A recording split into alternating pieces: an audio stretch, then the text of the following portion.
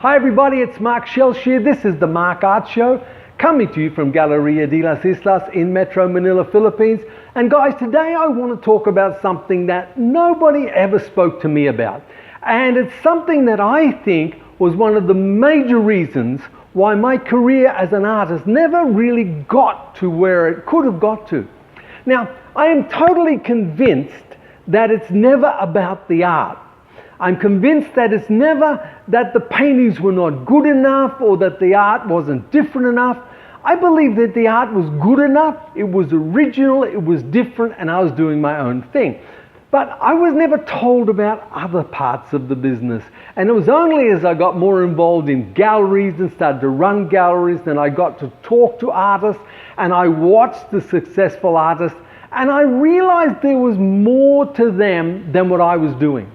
Someone had spoken to them, or dumb luck sometimes, they'd fall into it. But most times, the very successful artists that I've met really had a plan. They were working towards something. So, my first question is, do you have a destination? I know I didn't, okay? I was painting and I kind of had this idea. I wanted to be famous. I wanted my work to be in good galleries.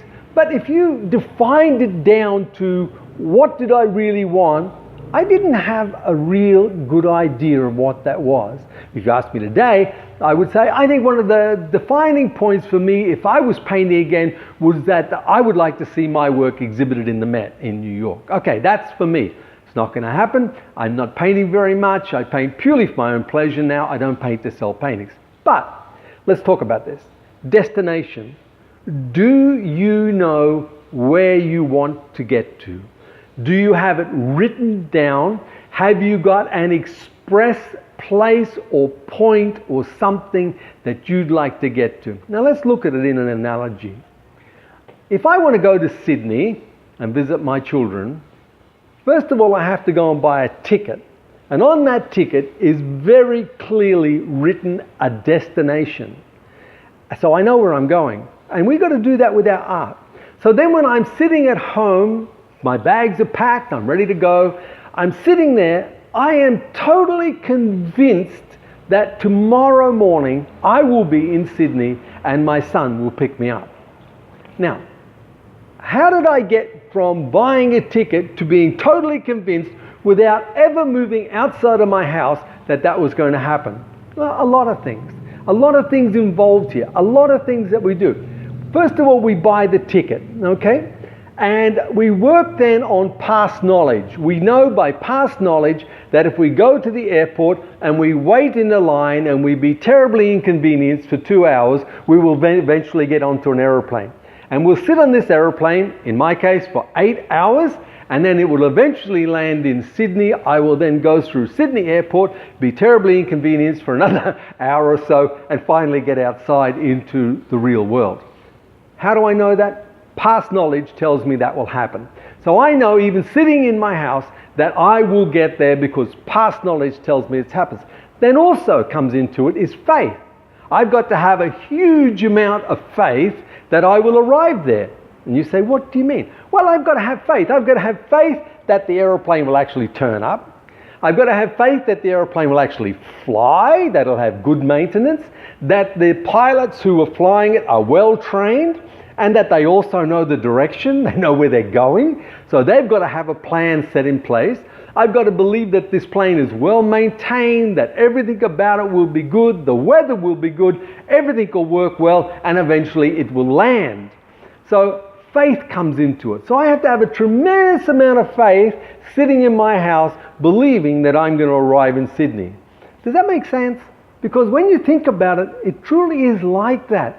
We just take it for granted. We just walk to the airport, hop on the plane. But when you think about it, do you ever sit there and think, I wonder if they pumped the tyres up? Did they check the tyres? Have they checked the oil? I mean, is this thing going to fly? Is it fly-worthy? Can I see a certificate of flight-worthiness, please, before I get on the plane to make sure? Is the maintenance up to date?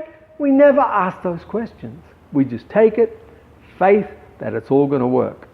And yet, most times in life, we don't do that. Now, if we are like that, and I'm convinced I'm going to arrive in Sydney, why can't I have that same kind of attitude when it comes to my art?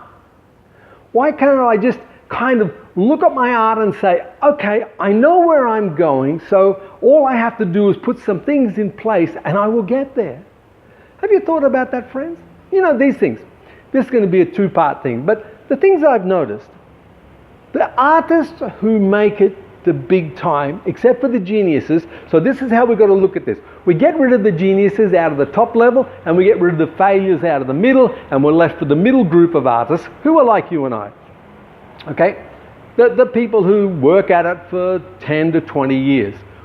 But why do some of them become incredibly successful, and yet their work, honestly, is no better than your work or my work? What is it about them? What makes them different? And you know, the thing is, it doesn't come down to the art. It comes down to more than the art. It comes down to the artists themselves as well. And I really want you to think about that. Think about it this way. If it just comes down to the artist and who the artist is, presuming that all work is equal, what is it about me that would have to be different for me and my work to rise to the top and become successful and ended up exhibiting at the Met? Now, I was never asked that question.